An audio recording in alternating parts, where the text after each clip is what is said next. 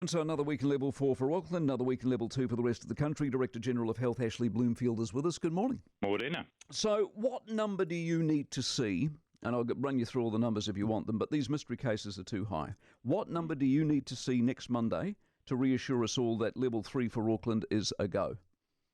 Well, two numbers will be important. The first is, of course, to see the total number of new cases each day coming down. And, we did see it coming down. I think we dropped down as far as 11 late last week.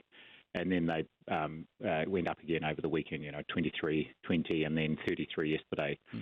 The key number, though, is the other one, which is how many of those new cases are ones that we haven't immediately got a link with the outbreak. And yesterday, already by 9 o'clock, we knew that all of them, bar one, that were already known contacts. They were in isolation, or they were even, a lot of them were even in quarantine already, or in, with other family members. So those are the two numbers, the overall number, and then those number of truly unlinked cases coming through every day. Well, as of yesterday, we've still got 27. Is that a good enough number to go to level 3 or not?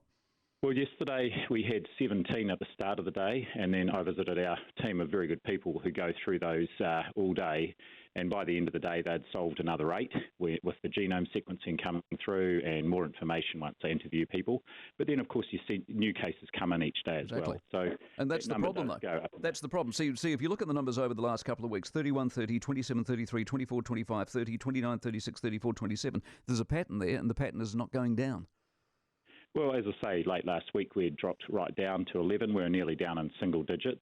Most of those new cases over the last 2 days, all but 2 of the 53, we know where they're linked into the outbreak, and most of them are known close contact. So that's the more important of the numbers. If people are isolating already, and of course this is Delta, so within households, we've seen whole households. I get all that, but the mystery case stuff has not gone down. And at 27 and all the other numbers I gave you for the last couple of weeks, that wasn't good enough to trigger 3. What is good enough to trigger 3 short of 0, which it won't be?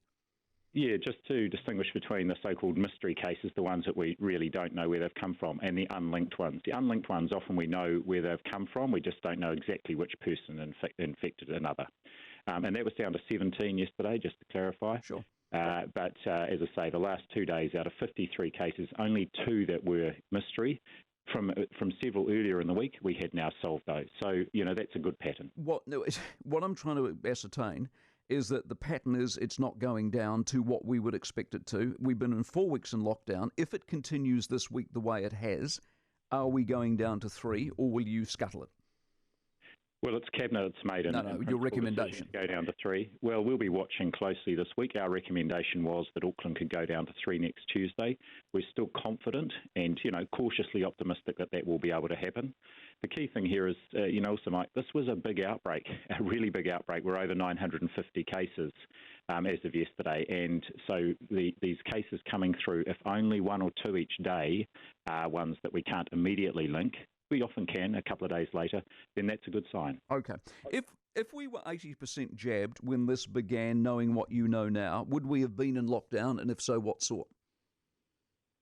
Well, yeah, it's hard to sort of imagine things that weren't there. But what I could say is, if you look at countries overseas that have got high rates of vaccination, even over 80%, they're still having to use restrictions periodically as the case numbers start to get too high in the community.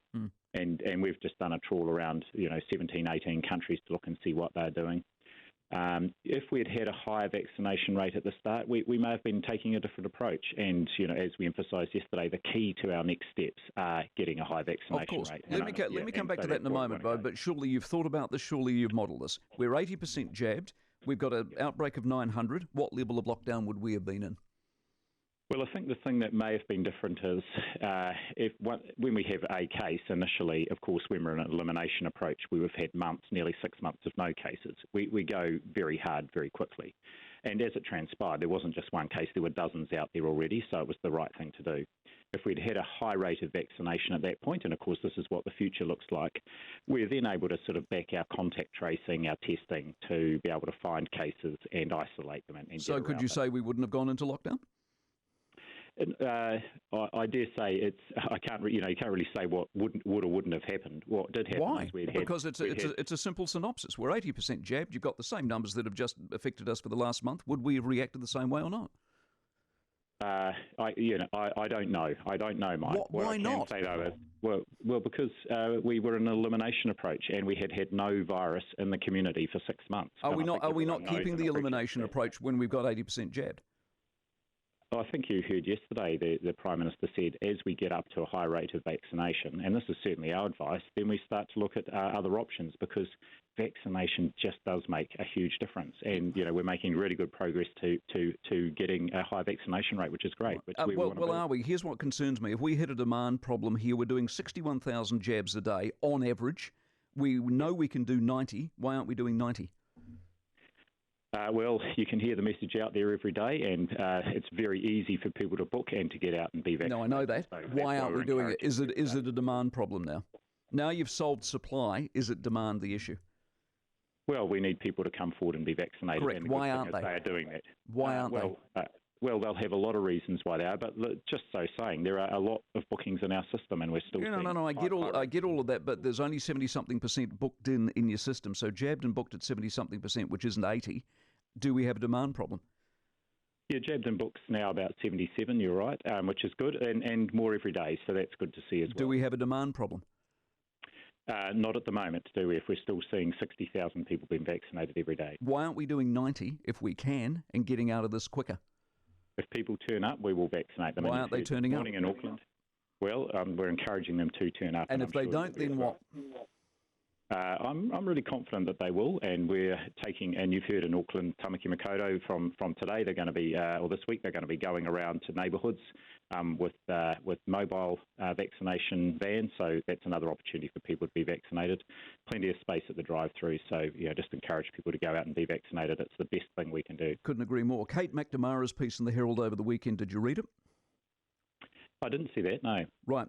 Could we have changed the rollout strategy with Pfizer back in December of last year and we chose not to, in other words, in terms of pace of vaccines coming into the country?